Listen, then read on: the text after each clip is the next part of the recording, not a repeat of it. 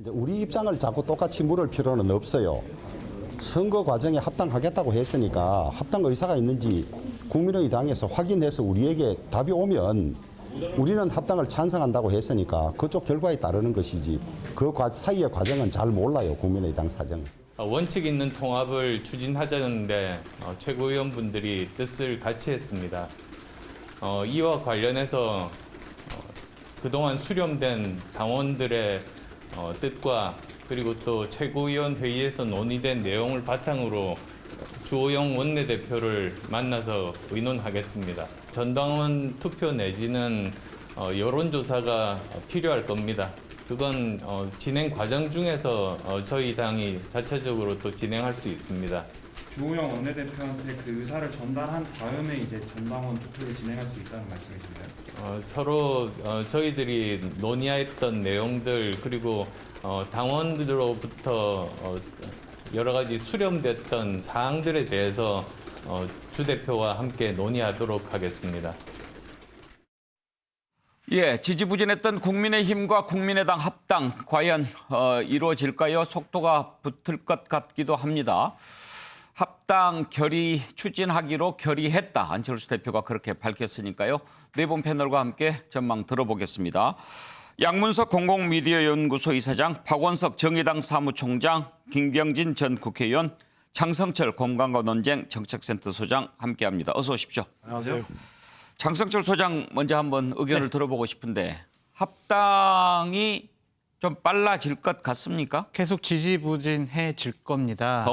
계속 지지부진해집니다. 예. 그러니까 빨라지지도 않고요.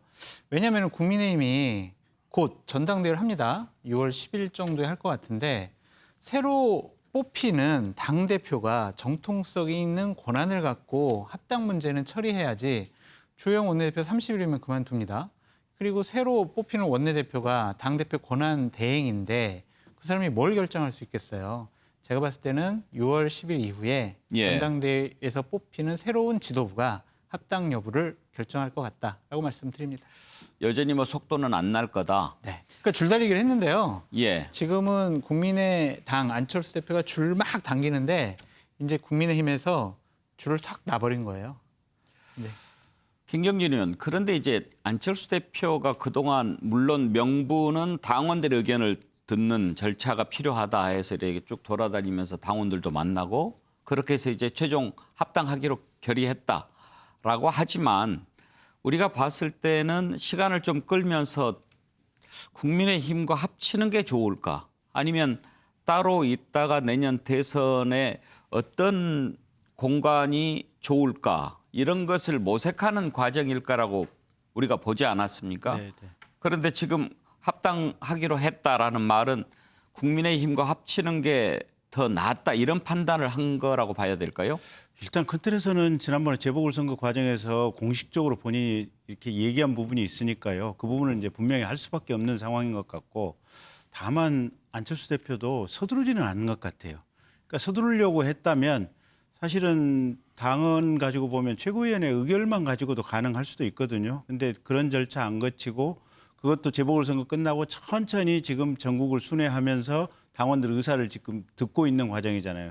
그리고 어느 정도 듣고 나서는 다시 이제 공식적인 어떤 전당원 투표라든지 이런 과정을 거쳐야겠다 지금 이렇게 하는데 그 과정 자체가 이미 국민의힘 쪽에서는 이게 원내대표 또 당대표 경선 과정으로 들어가서 협상 상대가 없는 상황으로 지금 돼버리는 거 아니겠습니까? 그래서 그런 과정 자체가 안철수 대표가 결코 서두르지 않겠다라는 것을 이제 대외적으로 아주 명확하게 했다고 봐야 될 것 같고요. 이제 여기서부터는 추정인데 아마 안 대표 입장에서는 윤석열 전 총장 등장 시기 그다음에 대선에 맞춰서 범야권 재편이 어떻게 될지 그런 상황을 봐가면서 최종적으로 어떤 포지션을 취할지를 결정해 나가겠다. 그렇게 읽힙니다. 예. 자, 합당한다면 어떤 형태가 될까 하는 것도 좀 생각해 볼 부분인데요. 안철수 대표 얘기를 들어보겠습니다. 있는 통합이라고 하시면 당대당 흡수 중에 그런 세부적인 사항들에 대해서는 주 대표와 만나서 의논하도록 하겠습니다.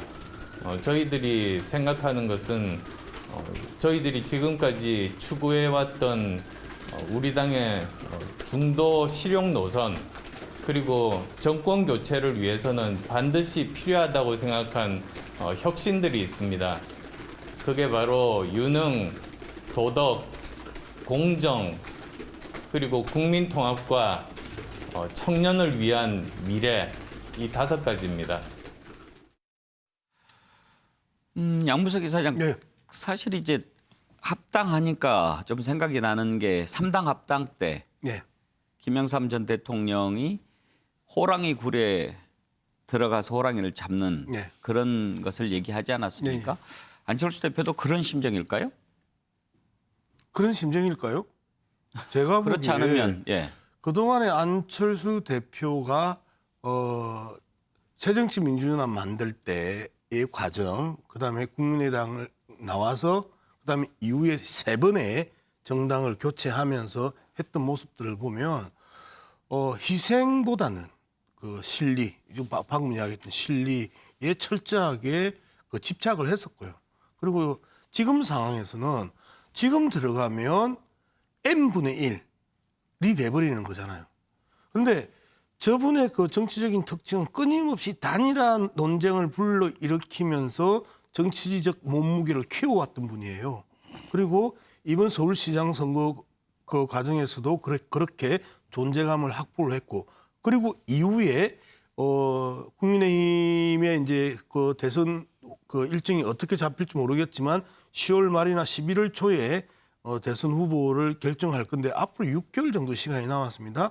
그러면 그 9월이나 10월 정도의 격렬한 논쟁을 통해서 합당을 하든지 안 그러면 국민의힘의 후보가 결정되고 나서 단일한 이 불을 붙이든지 이 2가지 외에는 현재 안철수 대표가 정치적 몸무게나 그다음에 그 언론의 스포트라이트를 끌어내기에는 그 소재가 없어요. 그렇기 때문에 국민의힘의 현재 정치적 일정이 5월 30일 날 원내대표, 그다음에 뭐 6월에 전당대회, 이 속에서는 지금 계속 저렇게 그 이슈를 던지고 그다음에 이제 본격적으로 전당대회 이후에 책임 있는 국민의힘의 당 대표와 논의를 하면서 한 2, 3개월 끌고 이러면서 그 정치적 몸무게를 늘려가는 그 방법 외에는 살아나갈 수 있는 그 동인이 없다라는 측면에 있어서 지지부진에 대해서 저는 동의를 하는 거죠. 박원석 총장, 이제 시기는 뭐 좀 늦어지더라도 안철수 대표가 합당하기로 결의했다라고 하는 것의 의미를 어디에서 찾아야 할까요? 일단 뭐 본인이 해놓은 말이 있고요. 그리고 또 당원들하고 여론 수렴 과정에서 한 3분의 2 정도는 찬성하는 입장이다. 일부는 우려 의견도 있다. 이런 보도들이 나왔어요. 앞서 말씀하셨듯이 별로 길이 없습니다. 안철수 대표가 당으로서나 개인으로서나. 다만 이제 더 고민이 될 대목은 국민의힘 입장에서 지금 국민의당이나 안철수 대표와의 통합이 메인 이벤트가 아니라는 거죠. 그러니까 윤석열이라는 아직 이제 링에 올라오지 않은 그런 잠재적인 대권 주자가 1위를 달리고 있는 대권 주자가 있고 국민의당으로서는 그게 메인 이벤트인데 과연 지금 이제 통합이나 합당을 서둘렀을 때 몸값을 제대로 받을 수 있겠냐 이 고민이 있을 거예요. 그리고 당력의 차이가 현실적으로 굉장히 큽니다. 원내 뭐 103석과 3석 이건 너무나 이제 큰 차이이기 때문에 자칫하다가는 이게 이제 흡수합당 방식으로 흔적도 없이 그 안에 들어가 사라지는 거 아니냐 이 고민도 현실적으로 있을 거예요. 때문에 어쨌든 이 통합이나 합당의 과정을 본인의 어떤 정치적 지위를 유지하는 그런 과정으로 삼아야 될 텐데 그게 간단치 않은 거죠. 게다가 이 국민의힘 전당대회 일정 등등으로 인해서 자연스럽게 일정이 늦어지고 있기 때문에 아무리 빨라도 6월 말 이후나 이게 가능한 상황이지 않을까 싶습니다. 예, 장성철 수. 안철수 대표가 좀 깨달아야 될 게 있을 것 같습니다. 현실을 인정해라라고 좀 말씀드리고 싶어요. 본인이 의석이 많은 것도 아니고 국민적인 지지율이 압도적으로 나오는 것도 아니지 않습니까? 뭘 가지고 협상을 합니까? 서울시장 선거 때야 본인이 강력한 지지율을 나왔기 때문에 국민의힘에서 같이 협상을 한 건데 단일화를 한 건데 지금 그런 게 없어요. 그렇기 때문에 주도권을 상실했다. 이미 종속 변수로 이미 본인은 추락했다라는 것을 깨달아야 됩니다. 그래서 새 불리함을 인정을 하고 온갖 수모를 감내해서 국민의힘에 들어가서 살아남을 생각을 해라. 그래야 야권의 대선 후보로서 어느 정도 존재감을 계속 유지할 수 있다라고 말씀드립니다. 살아남는다는 게 국민의힘과 합당을 해서라도 야권의 대선 후보가 되는 길, 네, 맞습니다. 그 길을 말씀하시는 거죠. 네, 맞습니다. 예, 이렇게 지금 국민의힘의 뚜렷한 차기 대선 주자가 부각되지 않고 있는 상황. 그러다 보니 이제 여러 가지 변수들이 많이 생기는 거죠. 그중에 하나, 황교안 전 대표가 슬슬 고개를 드는 모습이 포착되고 있는데 한번 살펴보겠습니다. 황교안 전 대표가 총선 패배 이후 1년 만에 국회를 찾았다고 합니다. 대권 도전을 기자들이 물어보니까 국민이 판단할 일이다. 그때까지 책임을 다하겠다. 이렇게 얘기를 했습니다. 그런가 하면 나경원 전 원내대표, 지난번 서울시장 후보 단일화에서 패했죠. 나경원 전 대표도 바르게 다시 세우는 것은 누군가 해놓아야 할 일이다. 그렇게 밝혔는데 지금 황교안 전 대표는 당권은 아니고 대권을 생각하고 있는 거겠죠. 나경원 전 대표는 아마 당권 생각이 있을 수 있고요. 평가는 좀 엇갈립니다. 성일정 의원은 황교안 전 대표 다시 복귀하는 것 당 내에 부정적인 기류가 많다. 이렇게 얘기를 했습니다. 조혜진 의원은 나경원 전 대표 전대 출마 긍정적으로 검토할 만하다. 당의 큰 자산이다. 이렇게 평가를 했는데 예, 다시 돌아오는 그런 모습들 보게 될까요? 황교안 대표 얘기 그리고 성일정 의원의 발언 모아서 들어보겠습니다.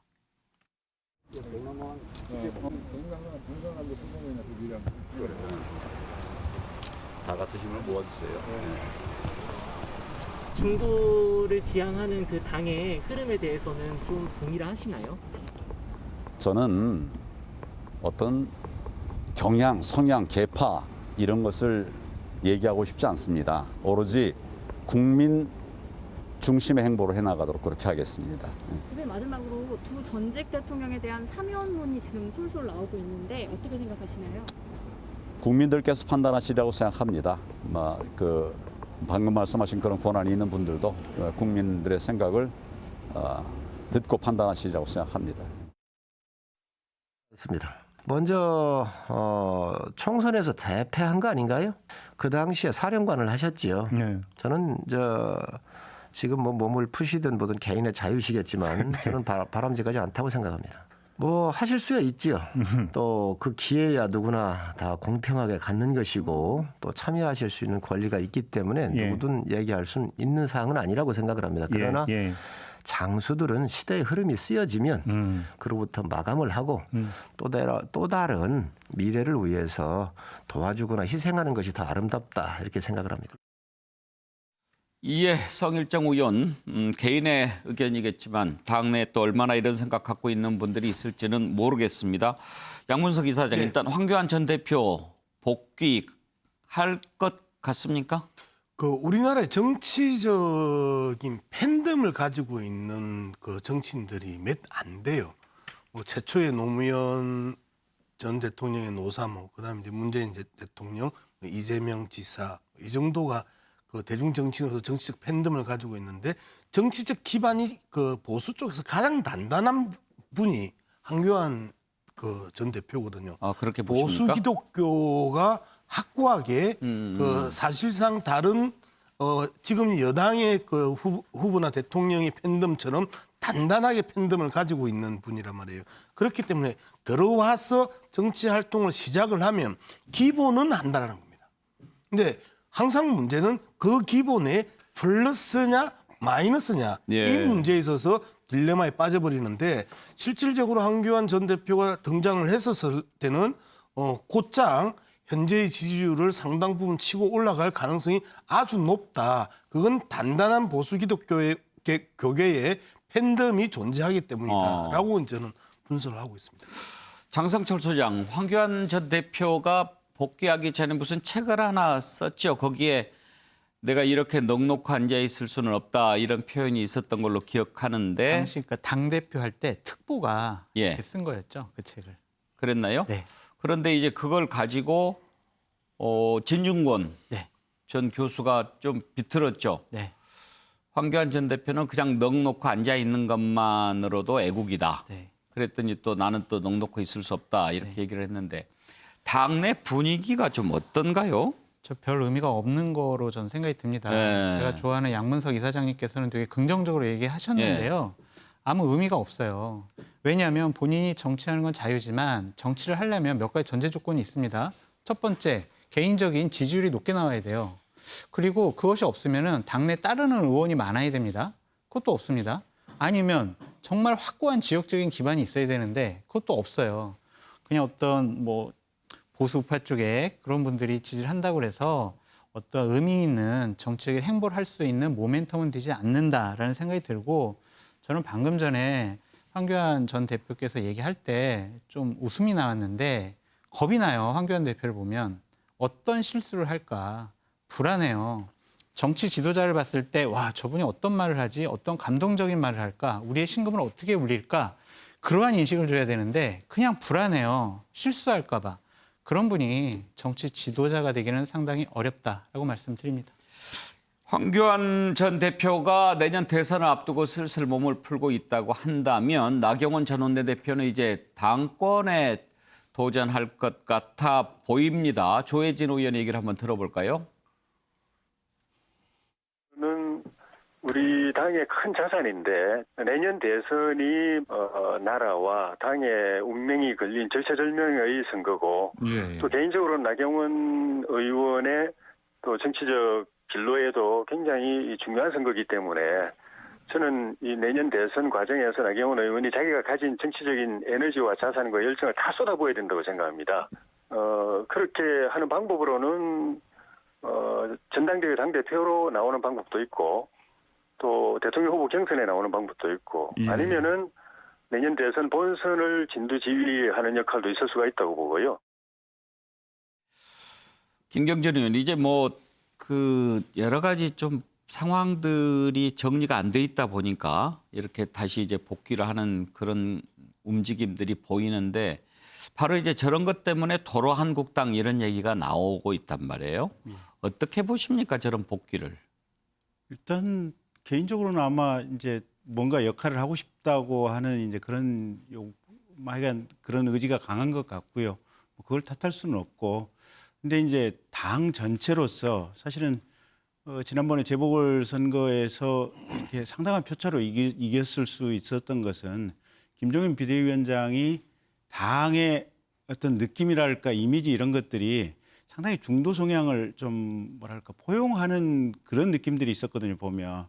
그러니까 실제 구체적인 정책은 안 나왔지만 뭐 기본소득 뭐 정강에 넣는 것이라든지 또 뭐 호남에 가서 자꾸 가서 이제 어떤 이 5.18 묘역에 가서 이제 사죄 의사 표시를 한다든지 이런 태극기 부대 또 기존에 활동했던 사람들 좀 뒤로 이렇게 뺀다든지 이런 과정들이었는데 그게 최근에 보면 이제 국민의힘 내부에서 뭐 사면하자 또 황교안 대표라든지 저런 분들 다시 등장한다 뭐 이제 이런 흐름들이 조금 이제 김종인 비대위원장이 빠지면서 역류한다라고 하는 느낌이 들면서 사실은 재보궐선거 때 국민들의 마음이 중도층에 있는 국민들의 마음이 편안하게 갔던 부분들이 상당히 좀 빠지고 있는 상황이 아닌가 이제 그런 느낌이 들고 있습니다. 그래서 대선을 생각한다면 아마 국민의힘 쪽에서도 조금 좀 다른 측면에서 집단적으로 좀 생각해봐야 될 부분이 있지 않나 그런 느낌입니다. 박원석 총장 뭐 복귀는 본인 자유니까 복귀 여부를 떠나서 성공 가능성 어떻게 전망하십니까? 근데 이제 나경원 의원이 그 지금 현재 국민의힘 내에서 그렇게 많지 않은 대중적인 정치인인 건 맞아요. 그리고 지난번 서울시장 경선 결과로 보면 오세훈 시장한테 지긴 했지만 당내 그 지지는 그렇지 않았다는 거죠. 그런 면에서 상당한 경쟁력을 보일 거다. 다만 이제 문제는 본인한테 드리워져 있는 실패한 지도부 이미지가 있습니다. 특히 이제 총선 당시에 원내대표를 하면서 당시에 뭐 패스트트랙을 너무 무리하게 사실은 반대하면서 여러 가지 이제 뭐 그 무리를 좀 일으켰고 그리고 결정적으로 황교안 대표와 마찬가지로 총선에서 참패했고 그 뒤로 물러났기 때문에 리더십에 대한 어떤 불신 그리고 또 한 가지는 너무 지나치게 그 강경한 이 보수 우파의 이미지가 드리워져 있기 때문에 그걸 본인이 얼마나 불식시킬 수 있느냐 이게 관건일 것 같아요. 근데 그걸 불식시키지 못한다면 상당한 대중성과 또 상당한 인지도에도 불구하고 내년 대선을 고려한 어떤 전략적인 선택이라는 측면에서 꽤 딜레마가 있을 것 같습니다. 네. 자, 다음으로 넘어가겠습니다. 이런 가운데 김종인 전 국민의힘 비대위원장이 이번에는 제주도에서 원희룡 지사를 만나서 관심을 모으고 있습니다. 대선 주자 탐방인가요? 원희룡 지사, 김종인 위원장 만난 뒤에 했던 얘기를 한번 들어보겠습니다. 김종인 위원장님은 주말에 제주도 오셨더라고요. 걱정을 했습니다. 이렇게 하면 안 된다. 이거 아니다. 예, 민심의 아무튼 정확한 흐름과 그것을 담을 수 있는 어떤 인물과 세력. 예. 근데 그게 국민의 힘이 중심이 됐으면 좋겠는데 지금 돌아가는 이 모습을 보니까 과연 그게 어떨지에 대해서 굉장히 괴로워하고 계시더라고요. 국민의 힘이든 야권 전체가 아직 후보다운 후보가 아무도 없는 거다. 뭐 흔히들 윤석열 지지율 얘기하지만 예, 예. 지지율이라는 거는 3개월 뒤에 6개월 뒤에를 생각하면 허망할 수도 있는데. 오늘 야당 얘기가 많아서 장성철 소장한테 먼저 많이 가네요. 네. 김종인 위원장 제주 간 것은 이제 비대위원장 마치고 머리도 좀 식히고 그렇게 해서 간다 이렇게 들었는데 가서 그냥 쉬지 않고 또 만나면 당연히 관심 가지 않겠어요? 원희룡 지사 만난 것 그냥 간 김에 본 거라고 봐야 될까요? 아니면 어떤 메시지가 있다고 봐야 할까요? 저거는요. 원희룡 지사가 찾아간 겁니다. 그러니까 제주도까지 오셨으니까 지사로서 제가 한번 찾아뵙겠다라고 한 거였고요. 원희룡 지사도 내년에 지방선거 때 안 나가고 이제 대권에 도전하겠다라고 뜻을 굳히지 않았겠습니까? 제가 어떻게 하면 대권 후보가 될 수 있겠습니까? 라는 상의를 원희룡 지사가 김종인 위원장 찾아가서 상의 드린 것이다. 한 수 가르침 주소서? 네, 그렇습니다. 그런데 만약에 그렇게 뭐 얘기하고 만나서 나눴던 얘기들이 나갈 걸 아는데 그런 것을 단순히 찾아왔으니까 만났다 이렇게만 치부할 수 있을까요? 요즘 김종인 위원장은요. 누가 이제 전화하거나 만나러 온다 그러면 다 만나시고 다 품평을 해주시고 할 말 다 해주시는 것 같아요.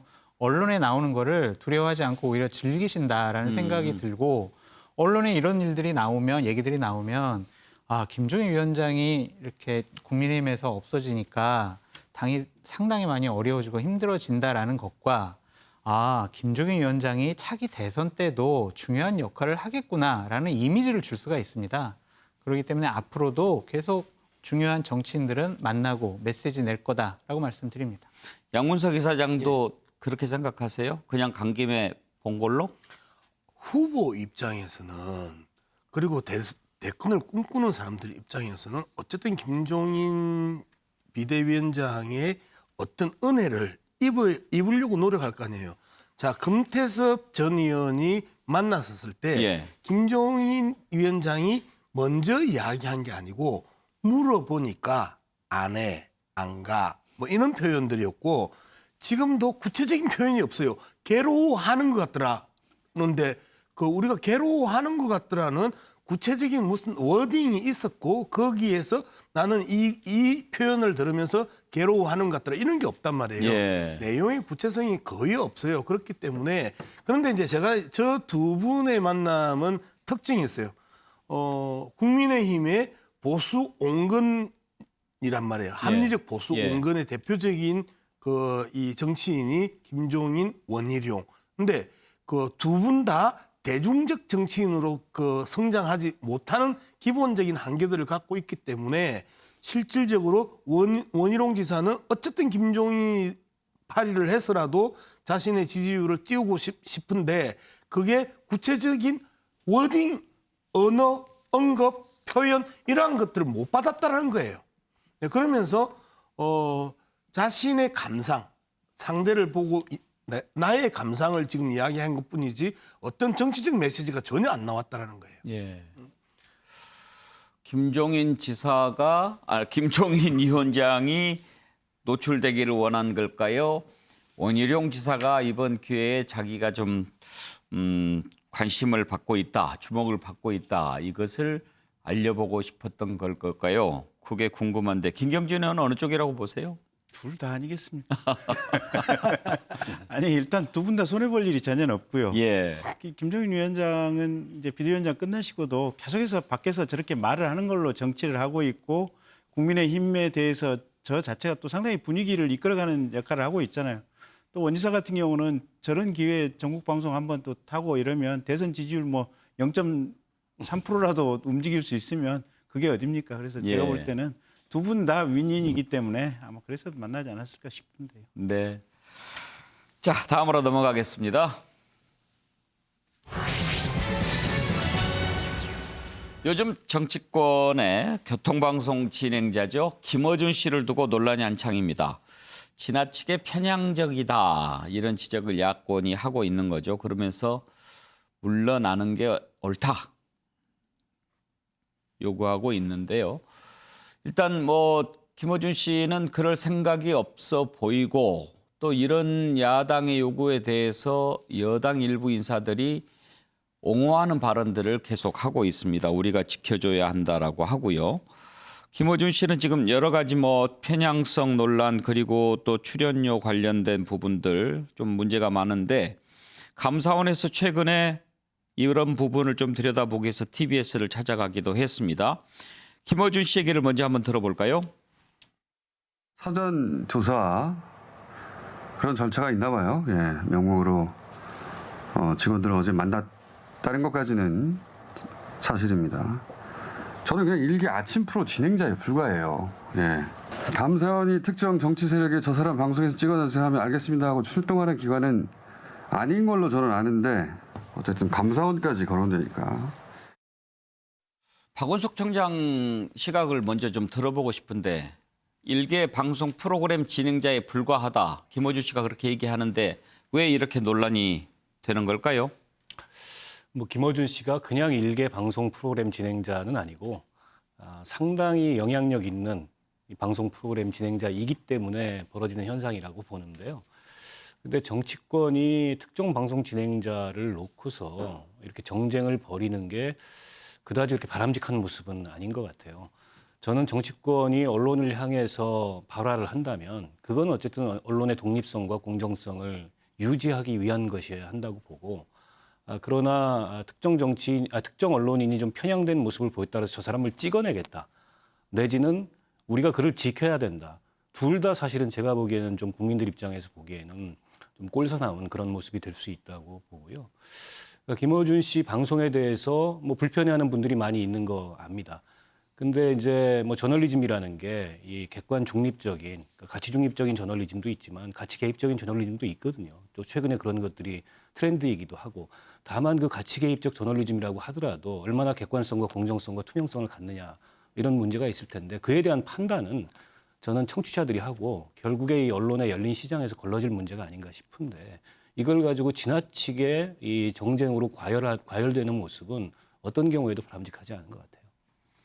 장성철 소장 견해는 어떻습니까? 저도 그래요. 특정 정당이 진행자를 쫓아낸다거나 특정한 프로그램을 없애라라고 요구한다는 것은 이거는 좀 말이 안 된다라는 생각이 드는데 기본적으로 저는 나라의 어떤 시스템이 무너졌다라고 생각하는 이유가 뭐냐면 편향됐다라고 많이 인정을 받잖아요. 그러면은 그것을 중립적으로 감시 감독을 하고 바로 잡아야 할 방심위가 아무런 역할을 하지 않는다? 이것은요 상당히 문제가 있다고 생각이 듭니다. 만약에 다른 방송사의 저런 방송 어떤 프로그램에서 서울시장 선거 전에 3일 동안 집중적으로 야당 후보에 대해서 불리한 증언을 하는 사람들만 불렀어요. 그 진행자 가만두겠습니까? 방심위에서. 그 프로그램 가만두겠냐고요. 분명히 심의해가지고 경고도 하고 뭐 여러 가지 불이익을 줄 겁니다. 근데 지금까지 아무런 움직임이 없잖아요. 이런 것들은 시스템이 잘못됐다. 사람에 따라서 판단 기준이 달라진다는 것은 민주주의 국가가 아니라고 생각이 듭니다. 우리 편이라고 해서 보호해야 되고 다른 편이라고 해서 쫓아내야 되고 이것은 정말 잘못됐지만 공정하고 객관적인 기준을 갖고 모든 프로그램과 진행자는 판단되어야 한다라고 말씀드립니다. 예.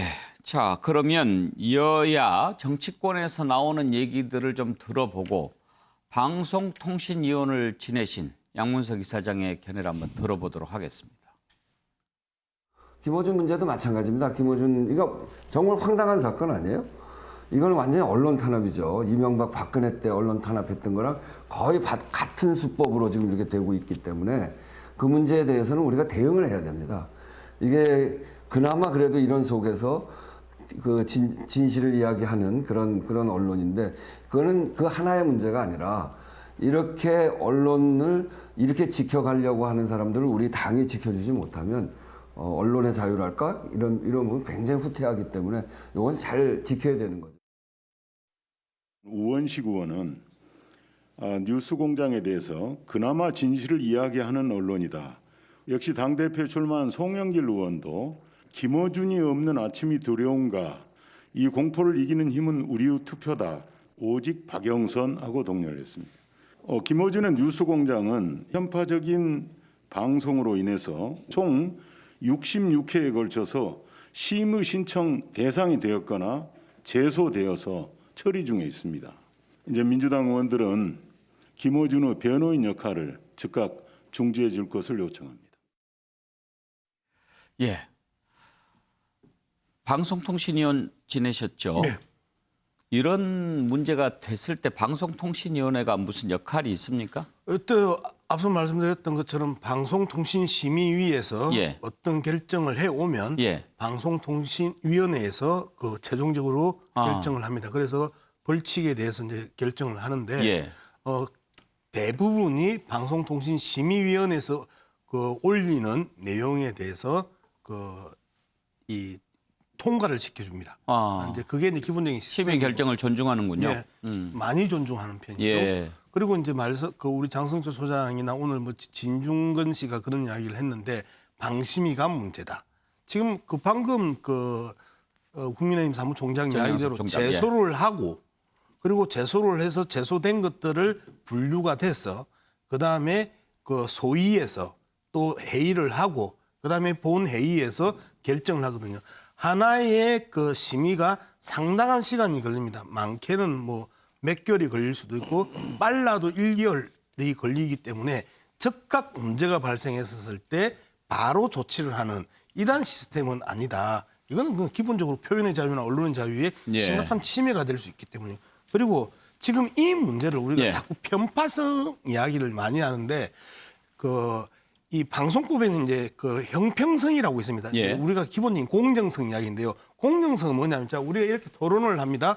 그러면 패널 구성에 있어서 그 찬반 양론이 있으면 1:1 비율로 패널 구성을 했느냐. 그다음에 그 찬성하는 사람과 반대하는 사람에게 그 발언할 수 있는 시간을 제대로 그 공정하게 할당했느냐. 이런 부분을 보는 거지.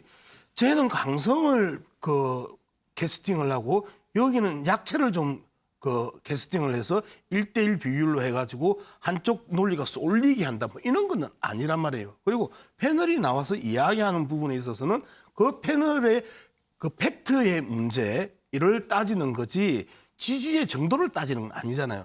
이 부분에 있어서 이제 공정성에 대한 문제인데 결과론적으로는 공정성이 무너졌어요. 즉 오세훈 후보나 그다음에 오세훈 후보의 지지자들이 막판에 안 나왔단 말이에요. 저 사안에 대해서. 그래서 제가 TBS에 또 취재를 했습니다. 취재를 해봤더니 거부를 했어요. 출연 거부를.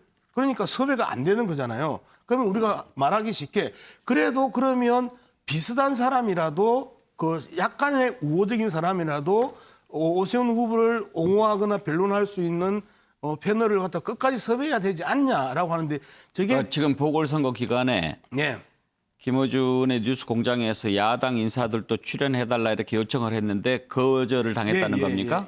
그래서 여당 인사들만 쭉 출연을 시켰다고 그렇게 얘기하는 겁니까? 저 사안에 대해서.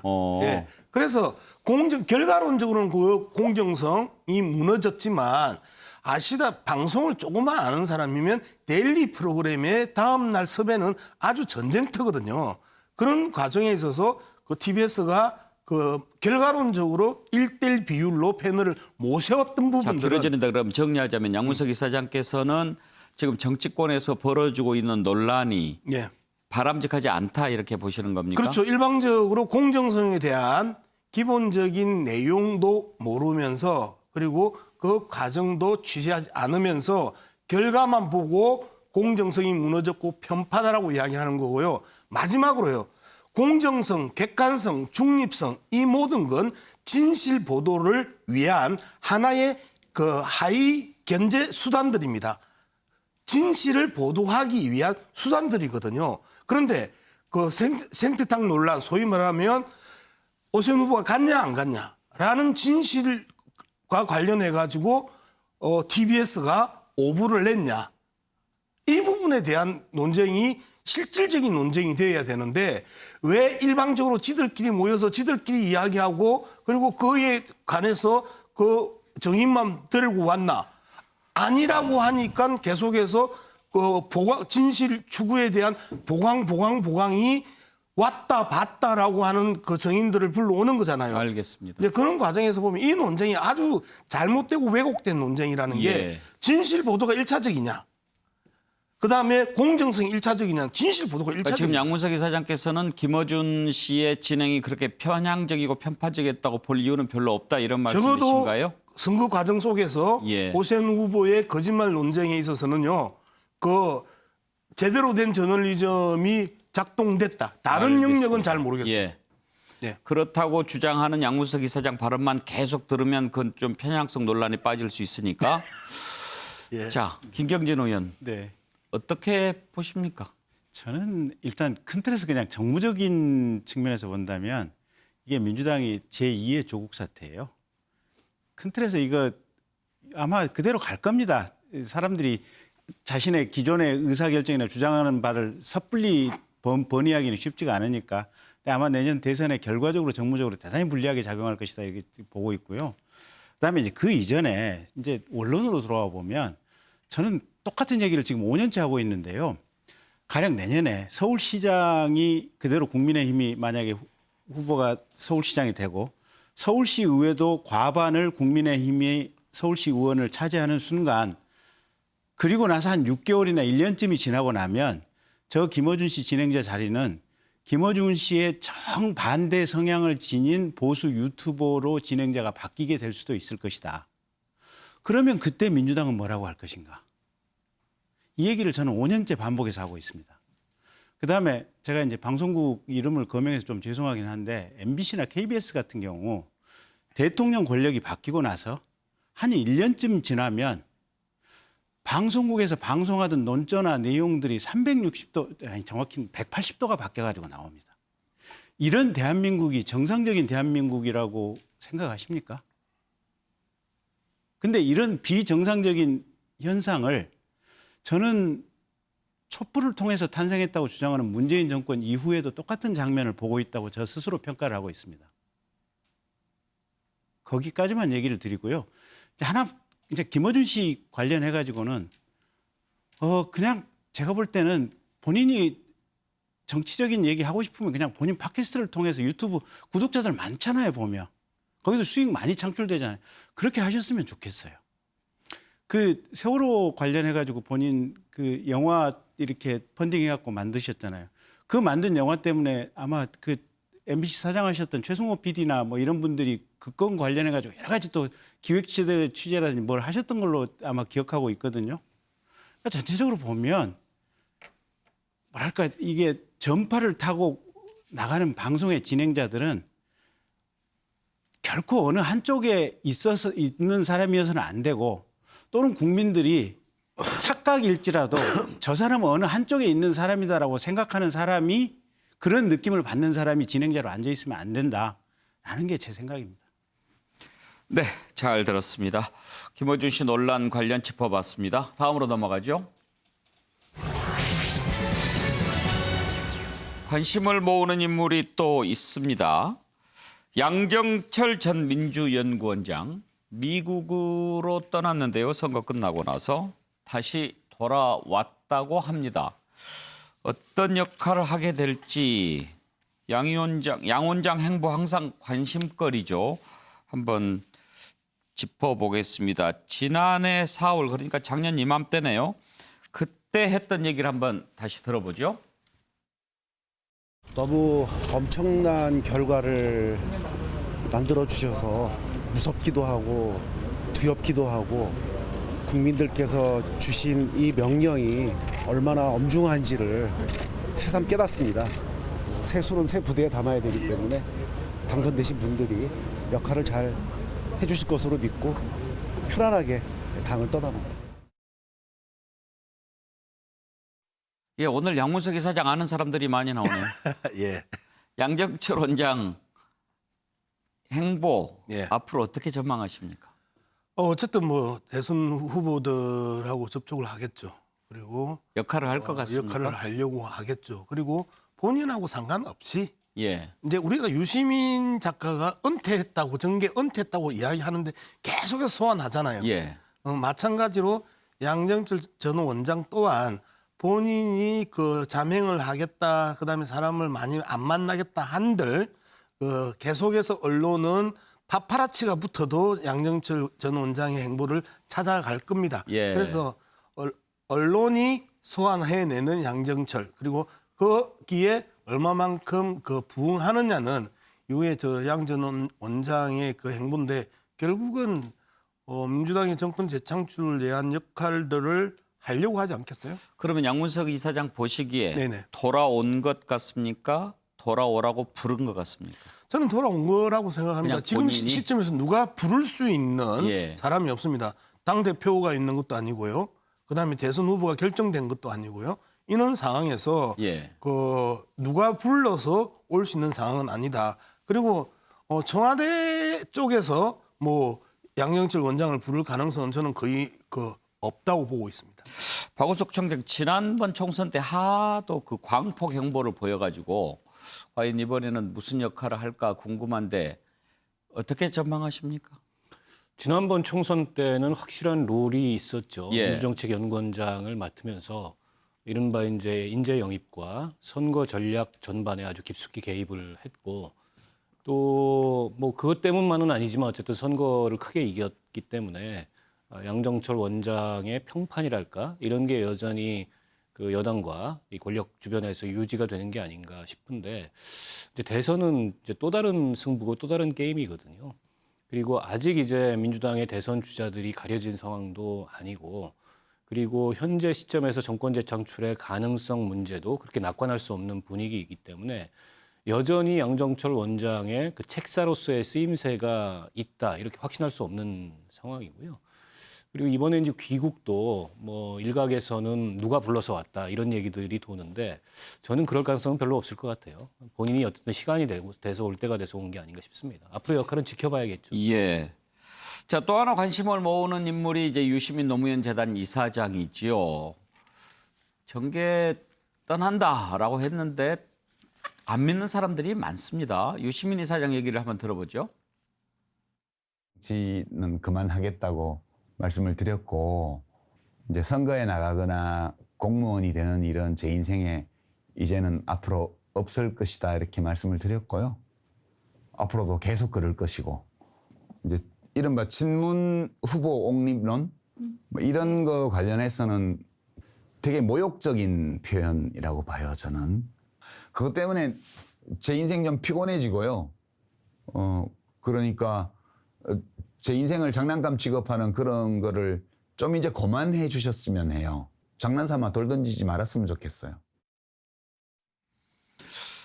예, 김경준 의원 뭐 결은 좀 다릅니다. 이제 뭐 두 사람이 앞으로 하는 역할에 대해서 그런데 요즘 관심이 있어서 살펴봤는데 일단 평을 좀 해보신다면 어떻게 하시겠습니까?